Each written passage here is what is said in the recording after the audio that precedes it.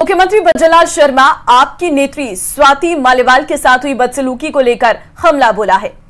तो मुख्यमंत्री ने कहा कि स्वाति मालीवाल के साथ हुई बदसलूकी और मारपीट की घटना निंदनीय है। जिस पार्टी में महिलाओं का सम्मान न हो वो जनता का क्या ख्याल रखेगी। सीएम ने मीडिया को दिए बयान में ये कहा है कि इस घटना को आम आदमी पार्टी दबाने में जुटी हुई है। आम आदमी पार्टी कांग्रेस के साथ ठगबंधन कर लूटने में लगी है। केजरीवाल है, ये अन्ना हजारे के साथ भ्रष्टाचार को समाप्त करने को लेकर के आए थे, लेकिन आखंड भ्रष्टाचार में डूब गए। और अब तो स्पष्ट हो गया, जिस तरह से स्वाति मालीवाल के साथ जिस तरह की घटना हुई है, सर्व निंदनीय घटना है और आज उसको भी दबाने की कोशिश कर रहे हैं। और जिस तरह से वीडियो आया है, आप सबने देखा है, एक महिला के साथ जिस तरह का इन्होंने व्यवहार किया है, ये सिर्फ परिवारवादी लोग हैं, भ्रष्ट लोग हैं। ये कांग्रेस के साथ जितना भी ठगबंधन है वो भ्रष्टाचारियों का लूट और झूठ। और चलिए रुक करते अगली खबर की ओर। हरियाणा के मेवात में एक बड़ा हादसा हो गया है। चलती बस में आग लगने से 8 लोगों की मौत हो गई है, जबकि कई लोग इसमें झुलस गए हैं।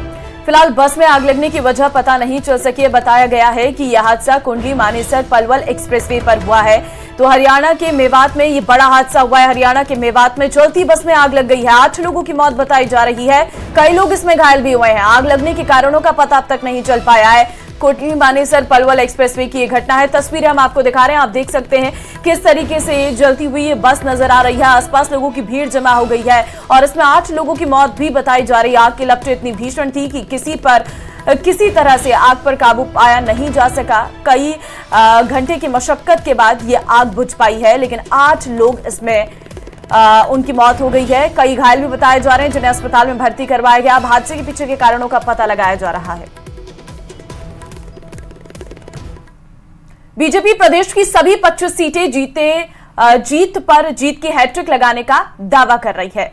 साथ ही बीजेपी नेता और विधायक प्रताप सिंह सिंघवी ने बड़ा बयान देते हुए कहा है कि 400 सीटें जीतने के बाद पीओके भारत के साथ होगा। देखिए रिपोर्ट।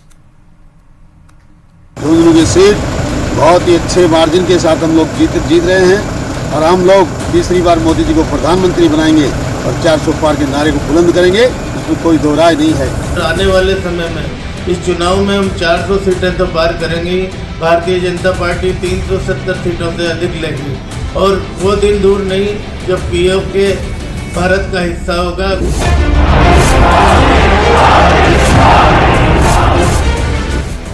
ये दावे हैं बीजेपी नेताओं और प्रत्याशियों के।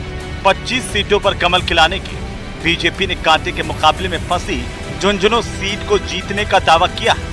बीजेपी प्रत्याशी शुभकरण चौधरी ने कहा कि झुंझुनू में पीएम मोदी के चेहरे पर जनता ने वोट किया है और यहां पर भगवा ब्रिगेड जीत का सिलसिला बरकरार रखेगी। तो वहीं हरियाणा की भी सभी सीटों पर कमल खिलेगा।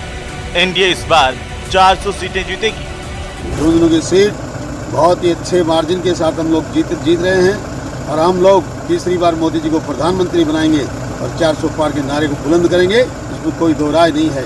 मैं सबको बहुत बहुत धन्यवाद देना चाहता हूँ और हरियाणा और जहाँ जहाँ भी चुनाव हो रहे हैं वहाँ के लोगों से निवेदन करना चाहता हूँ कि 5वें, 6ठे, 7वें चरण में भी 200 क्रोश के साथ इसी प्रकार आप लोग मतदान करते रहें। मोदी जी तीसरी बार प्रधानमंत्री बन रहे हैं, सनातन संस्कृति मजबूत हो रही है, देश में फिर राम राज आने की स्थिति में है। बीजेपी के 7 बार के विधायक पूर्व मंत्री प्रताप सिंह सिंघवी ने भी बड़ा दावा किया है। सिंघवी ने कहा कि इस बार 400 सीटें जीतने के बाद एनडीए सरकार पीओके को भारत का हिस्सा बनाएगी और बरसों से अखंड भारत का इंतजार इस बार पूरा होगा। राम मंदिर का निर्माण होने के साथ धारा 370 का खात्मा हो चुका है। अब वो दिन दूर नहीं जब पाकिस्तान के कब्जे वाले कश्मीर का भारत में विलय होगा। पीएम मोदी इस बार ऐसा करके रहेंगे। वो दिन दूर नहीं जब पीओके भारत का हिस्सा होगा। अखंड भारत का सपना अगर कोई साकार कर सकता है तो देश में एक ही व्यक्ति है, नरेंद्र भाई मोदी, जिनके नेतृत्व में भारतीय जनता पार्टी की और एनडीए की सरकार बनेगी और हमारा अखंड भारत का सपना, हमारा ये 370 का राम मंदिर का जो भी सपने पूरे किए हैं मोदी जी ने किए हैं, अखंड भारत का और पीओके भारत में फिर से मिले।